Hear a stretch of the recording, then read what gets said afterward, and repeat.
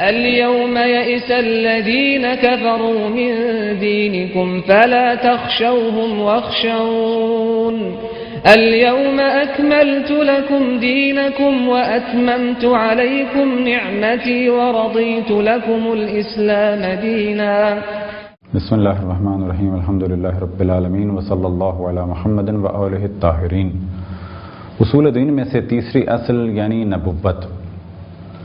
بحث نبوت کو کتب کلامی میں یعنی عقائد کی کتابوں میں دو حصوں میں تقسیم کیا جاتا ہے، ایک نبوت عامہ اور ایک نبوت خاصہ، یعنی نبوت کی عام بحث اور نبوت کی خاص بحث.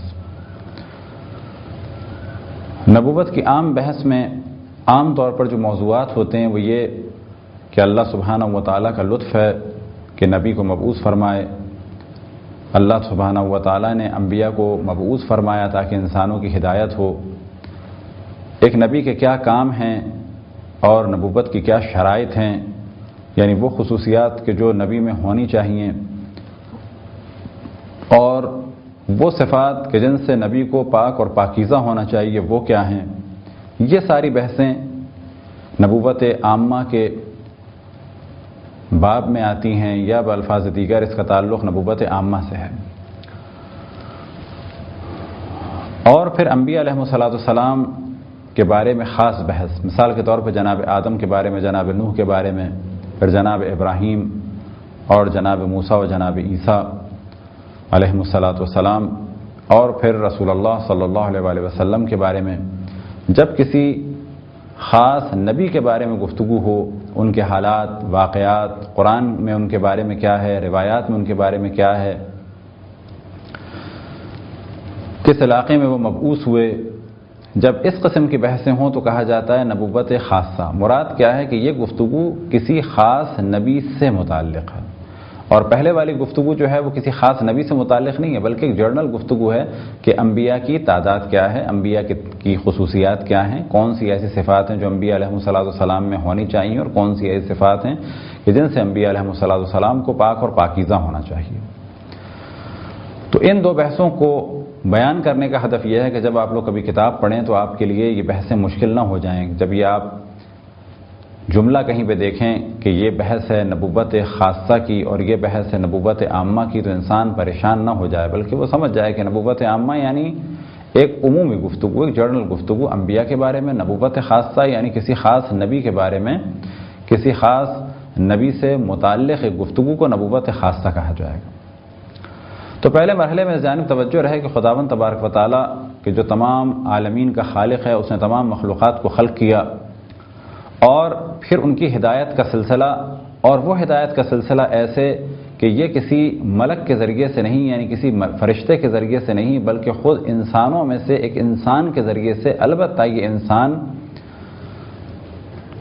قد میں، رنگ میں، روپ میں، ہاتھ، پاؤں، ناک اور نقشے کے اعتبار سے تو انسان ہی ہے، اور بلا شک تمام انبیاء انسان ہیں، لیکن وہ انسان ہی نہیں بلکہ ایک انسان کامل ہے. لہذا انبیاء میں صفات پائی جانی چاہیے کہ انسان کامل کی. وہ انسان کامل کی کیا خصوصیات ہیں، انسان کامل کون ہے، انسان کامل کا کیا مقام ہے، یہ تمام بحثیں انشاءاللہ تدریجاً آئیں گی. بس انبیاء انسان ہیں. انما انا بشر مثلکم یوحی الیہ، کہ میں تمہاری طرح کا ایک انسان ہوں لیکن مجھ پر وحی آتی ہے. لیکن یہ یاد رہے کہ جب کہا جائے کہ میں تمہاری طرح کا انسان ہوں، یعنی انسان ہوں، قطعاً اس سے مراد نہیں کہ تمہاری طرح گناہ گار، تمہاری طرح کم عقل، تمہاری طرح کم فہم، تمہاری طرح سے بے وقوفی کے کام انجام دینے والا، تمہاری طرح سے میرا حسب ہے، تمہاری طرح سے میرا نسب ہے. جس طرح سے تمام انسان ہیں ویسے میں ہوں کہا جائے گا نہیں. انسانوں میں تو چور بھی ہیں، انسانوں میں ڈاکو بھی ہیں، انسانوں میں بے حسب و نسب بھی ہیں، انسانوں میں ولد الزنا بھی ہیں. انبیاء علیہ السلام ان ساری چیزوں سے پاک و پاکیزہ ہیں، بلکہ وہ انسان ہیں لیکن انسان کامل. بس یہ بات واضح رہے کہ یہ جو عام طور پہ کہہ دیا جاتا ہے کہ جو قرآن میں لکھا ہے کہ انبیاء علیہ السلام کے بارے میں قرآن مجید میں انما انا بشر مثلکم، کہ رسول اللہ صلی اللہ علیہ وسلم نے فرمایا کہ میں تمہاری طرح کا ایک بشر ہوں. ہاں بشر ہیں، انسان ہیں، اور ہماری طرح سے کیا مراد کہ اسی طرح سے گوشت کے، پوست کے یعنی کھال کے اور ہڈیوں سے مرکب ہیں. خون ہے، درد ہوتا ہے، پتھر لگے، چوٹ لگے تو درد ہوتا ہے، بھوک لگتی ہے، پیاس لگتی ہے، چلتے ہیں، پھرتے ہیں، ازدواج کرتے ہیں، لیکن قطعاً یہ معنی نہیں کہ وہ پھر ہر اعتبار سے عام انسان کی طرح ہیں۔ لہذا ایک جانب یہ ارشاد ہوا انما انا بشر مثلکم، تو دوسری جانب آپ توجہ رکھیں کہ جناب یوسف کی قمیض میں کیا برکت تھی، تو پھر یہ بھی توجہ رکھیں کہ جناب داؤد کے ہاتھ میں لوہا پگھل جاتا تھا، اسی طرح سے جناب موسیٰ کے ہاتھ میں ایسی روشنی تھی کہ جیسے سورج چمک رہا ہے۔ ہاتھ ہی ہے، رسول اللہ صلی اللہ علیہ وسلم کا ہاتھ بھی عام انسانوں کی طرح سے ہے بظاہر، لیکن اس ہاتھ میں اللہ نے وہ اثر رکھا ہے کہ زمین سے بیٹھ کے چاند کو 2 ٹکڑوں میں تقسیم کر سکتے ہیں۔ بس اگر کہا جائے کہ رسول اللہ کا ہاتھ ہمارے ہاتھ جیسا ہے، کہا جائے گا ہاں 1 انگوٹھا 5 انگلیاں ہیں اور سائز کے اعتبار سے عام لوگوں جیسا ہی ہوگا، لیکن یہ کہنا کہ وہ ہم ہی جیسا ہے ہر اعتبار سے، یہ غلط ہے۔ ہاں شکل میں اور کیفیت کے اعتبار سے انسانوں جیسا ہاتھ ہے، بلا شک وہ انسان ہے، لیکن وہ اشرف المخلوق میں بھی انسان کامل ہے۔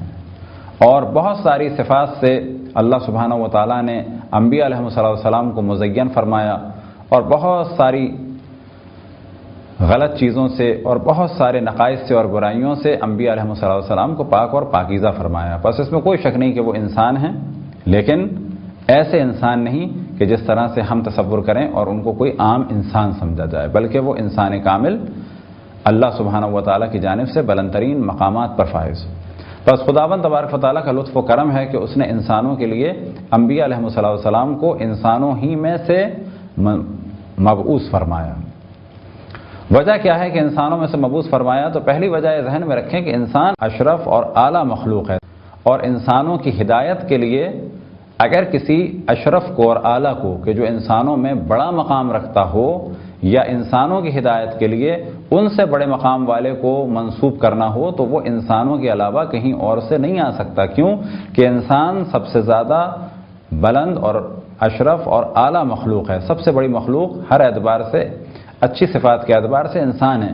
بس انسانوں کے لیے ایک نبی کو اگر مبعوث کرنا ہو تو وہ انسانوں ہی میں سے ہونا چاہیے، اس اعتبار سے کہ نبی کا مقام بڑا ہے، اور بڑے مقام والے کو اگر مبعوث کرنا ہو تو وہ انسانوں ہی میں سے ہو سکتا ہے۔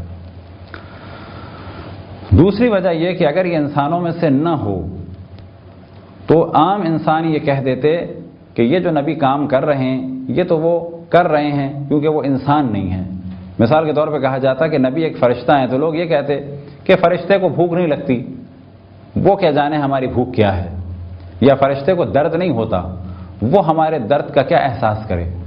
لیکن اللہ سبحانہ و تعالیٰ کا لطف و کرم یہ ہے کہ اللہ نے انسانوں میں سے انبیاء کو مبعوث فرمایا۔ کیوں مبعوث فرمایا؟ تاکہ انسانوں کی ہدایت کی جائے۔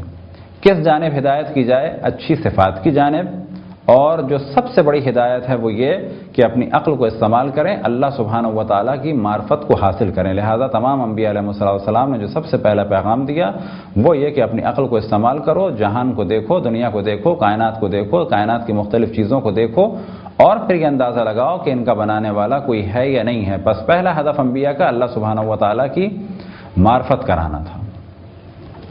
تو اللہ نے انبیاء کو مبعوث فرمایا تاکہ انسانوں کو بلند درجے کی جانب لے جائیں۔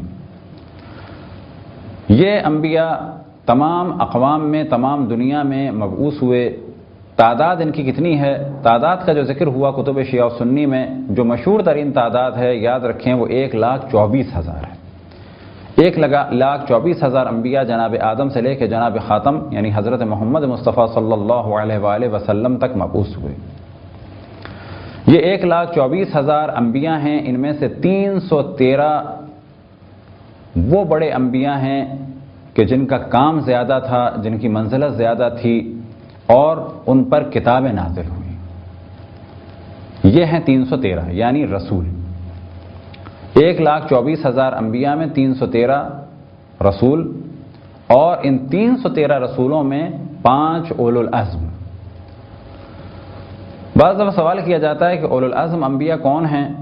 اگر اس اعتبار سے کہ بلند ہمت تھے تو سبھی انبیاء اولو العزم ہیں، لیکن لفظ اولو العزم ایک صفت کے طور پر ہے جو خاص ایک اصطلاحی لفظ ہو چکا ہے۔ اور اس کے کیا معنی ہیں؟ تو عام طور پہ کہا جاتا ہے وہ انبیاء کے جو خود مستقل صاحب شریعت ہوں. لہذا جناب نوح صاحب شریعت، اور ان کے بعد جو انبیاء تھے کچھ فقط نبی تھے اور کچھ اس میں سے رسول تھے کہ جن پر کتابیں بھی نازل ہوئیں اور خاص شرعی احکام بھی نازل ہوئے، لیکن مستقل شریعت نہیں تھی. جناب نوح کے بعد جناب ابراہیم، اور جناب ابراہیم علیہ السلام کے بعد جناب موسیٰ علیہ السلام، اور جناب موسیٰ علیہ السلام کے بعد جناب عیسیٰ علیہ السلام، اور پھر ان کے بعد اشرف الانبیاء خاتم الانبیاء حضرت محمد مصطفیٰ صلی اللہ علیہ وآلہ وسلم کی ذات مقدس. یہ ہیں 5 انبیاء اولو العزم. اللہ سبحانہ و تعالیٰ نے انسانوں کو بے یار و مددگار نہیں چھوڑا، بلکہ 2 طریقے سے ہدایت فرمائی، ایک رسول ظاہر کے ذریعے سے یعنی انبیاء سے، اور ایک رسول باطن یعنی عقل کے ذریعے سے. لیکن عقل کی پرواز اتنی نہیں کہ وہ چیزیں بیان کر سکے کہ جو لوح محفوظ میں اللہ سبحانہ و تعالیٰ نے انسان کے لیے رکھیں، اور جو کچھ انسان کی بلندی اللہ سبحانہ و تعالیٰ نے چاہی خاص طریقے سے، خاص اعمال سے، خاص روش سے، ان چیزوں کو عقل درک نہیں کر سکتی. مثال کے طور پہ عقل اسے تو درک کر سکتی ہے کہ ظلم بری چیز ہے اور عدل اچھی چیز ہے، یتیم کا مال اسے پلٹانا اچھی چیز ہے اور اس کے مال کو غصب کرنا حرام ہے اور بری چیز ہے. لیکن عقل نماز اور اس کی کیفیات اور اس کی تعداد رکعات اور اس کے اوقات کو درک نہیں کر سکتی. اسی طریقے سے روزے کے اوقات کہ روزہ کتنی دیر کا ہو اور کیا روزے کو باطل کرنے والی چیزیں ہیں اور کس طریقے سے روزہ رکھا جائے، کیا اس کی شرائط ہیں، انسانی عقل اسے درک نہیں کر سکتی. لہذا بہت سارے احکام ایسے ہیں کہ جن کو انسانی عقل درک نہیں کر سکتی، اور اللہ سبحانہ و تعالیٰ نے اس امتحان کی جگہ میں دنیا میں کچھ قوانین بھیجے، اور ان قوانین کا جو اصل ہدف ہے وہ تو امتحان ہے، لیکن در حقیقت اس دنیا میں رہتے ہوئے اس قانون پہ اگر کسی نے توجہ کی اور اس قانون میں جو چیزیں لازم ہے اسے انجام دیا تو دنیا میں بھی اس کا بھلا ہے اور آخرت میں بھی بھلا ہے، اور جو چیزیں اس قانون میں منع ہیں یعنی حرام ہیں جس نے اس سے اپنے آپ کو بچایا تو اس دنیا میں بھی فائدہ اٹھائے گا اور اس دنیا میں بھی. تو اس میں تو شک نہیں کہ اللہ نے قانون بنایا، انبیاء علیہ السلام کے ذریعے سے پہنچایا، اور یہی وہ قانون ہے کہ جسے کہا جاتا ہے شریعت. اگر یہ ایک مستقل شریعت ہے تو یہ ایک مکمل شریعت ہے. مثال کے طور پہ جناب نوح اور جناب ابراہیم اور جناب موسیٰ اور جناب عیسیٰ اور آخر میں اسلام، یہ 5 مکمل اور کامل شریعتیں ہیں. لیکن یہ ذہن میں رہے کہ جناب آدم سے لے کے جناب خاتم تک تمام تعلیمات ایک حساب سے مشترک تھیں، اور ان میں پہلی چیز تھی وحدانیت اور روز قیامت، اور اچھے اعمال کا انجام دینا اور برے اعمال سے اپنے آپ کو بچانا، لوگوں کے ساتھ نیکی کرنا. اور در حقیقت یہی وہ قوانین ہیں کہ جنہیں کہا جاتا ہے اسلام، اور اسلام جناب آدم سے لے کے جناب خاتم تک ہے. ان الدین عند اللہ الاسلام. یہ وہ سلسلہ ہے جو چلتا رہا اور چلتے چلتے جناب خاتم حضرت محمد مصطفیٰ صلی اللہ علیہ وآلہ وسلم تک پہنچا کہ جو خاتم الانبیاء ہیں. نبوت کا سلسلہ ختم ہو گیا اور انسان 1,24,000 انبیاء علیہ السلام کی کوششوں کی بدولت یہاں تک پہنچا کہ ایک وقت آیا کہ اب انسان کی کافی تربیت ہو چکی. البتہ انسان سے مراد ہر انسان نہیں بلکہ انسانی معاشرہ جب کافی ترقی ہو چکی اور رشد ہو چکا تو اب ضرورت تھی کہ نبوت کے سلسلے کو ختم کیا جائے اور ایک ایسا قانون بنا دیا جائے کہ جو ہمیشہ تک رہے گا. البتہ اس قانون میں بھی اتنی گنجائش ہے کہ جسے کہا جاتا ہے حکم اولیہ اور حکم ثانویہ، کہ اگر اس وقت یہ چیز واجب ہے تو اگر حالات بدل جائیں تو وہ چیز حرام بھی ہو جائے گی. مثال کے طور پہ نماز پڑھنا واجب ہے لیکن جب جان کا خطرہ ہو تو وہ حرام ہو جائے گی. شراب پینا حرام ہے لیکن اگر شراب سے نجس پانی کے بغیر جان نہیں بچ رہی ہو تو کہا جائے گا یہ پانی ویسے تو حرام تھا کیونکہ نجس تھا. اب اگر اس پانی کو نہ پیا اور جان چلی گئی تو اب اپنی جان بچاؤ، اتنا پیو جتنی کہ جان بچانے کے لیے اس پانی کو پینے کی ضرورت ہے. تو یہ وہ تغیر و تبدل ہیں کہ جو اس شریعت میں بھی رہیں گے، لیکن شریعت کے قوانین مستقل ہیں۔ ہر انسان یہ جانتا ہے کہ زندگی گزارنے کے لیے کوئی نہ کوئی قانون ہو، کوئی نہ کوئی طریقہ ہو۔ مثال کے طور پہ آج بھی ہر وہ ملک اور ہر وہ گروہ کہ جو اللہ کو مانے یا نہ مانے، اس بات کا قائل ہے کہ چاہے گھر ہو یا اسکول ہو یا کالج ہو یا یونیورسٹی ہو، چاہے کوئی مملکت ہو، اس کے لیے قانون ہونا چاہیے۔ قانون ضروری چیز ہے، اس جانب تقریباً تمام انسانوں کی توجہ ہے، چاہے وہ شہر میں رہنے والے ہوں، چاہے وہ جنگل میں رہنے والے ہوں۔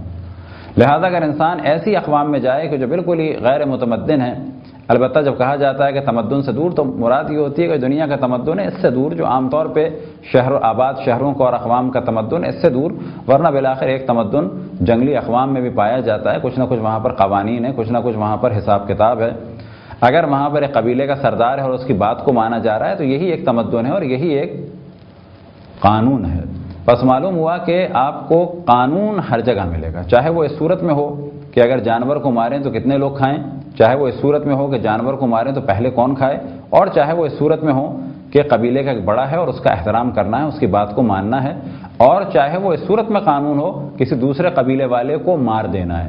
بالآخر جو بھی اس قسم کی کیفیت ہے در حقیقت یہ قانون ہے، اور انسان فطرتاً قانون طلب ہے، فطرتاً چاہتا ہے کہ اس کی زندگی میں کوئی نہ کوئی قانون ہو، اور یہ قانون در حقیقت اللہ سبحانہ و تعالیٰ کی جانب سے اگر ہو تو ایک مکمل قانون ہے۔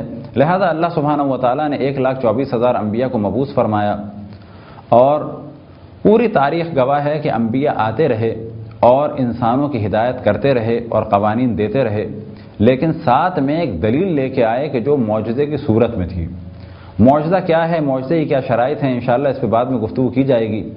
اس وقت ہماری گفتگو فقط یہاں تک تھی کہ انسان فطرتاً ایک قانون چاہتا ہے، اور اللہ سبحانہ و تعالیٰ نے اس انسان کو خلق کرنے کے بعد اس کے فطری تقاضے کا جواب اس صورت میں دیا کہ اپنی جانب سے اللہ نے 1,24,000 انبیاء کو مبعوث فرمایا تاکہ وہ انسانوں کی ہدایت فرمائیں، ان کے سوئے ہوئے ضمیر کو بیدار کریں، اور سب سے اہم چیز کہ جس کی جانب انبیاء نے توجہ دلائی وہ یہ تھا کہ اپنی عقل کو استعمال کرو اور تمام دنیا کی مخلوقات کو دیکھنے کے بعد یہ اندازہ لگاؤ کہ اس کا بنانے والا کون ہے، تم کہاں سے آئے ہو، تمہیں کہاں جانا ہے، اور اس دنیا میں تمہیں کیا کرنا ہے، اور دنیا میں بالآخر ایک قانون کی ضرورت ہے، تو وہ قانون کیسا ہو، کس کی جانب سے ہو۔